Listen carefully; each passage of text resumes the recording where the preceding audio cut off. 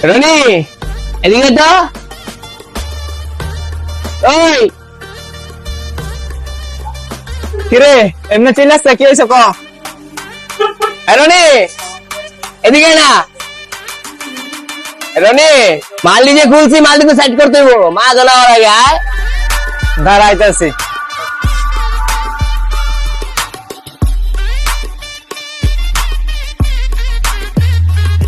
মামা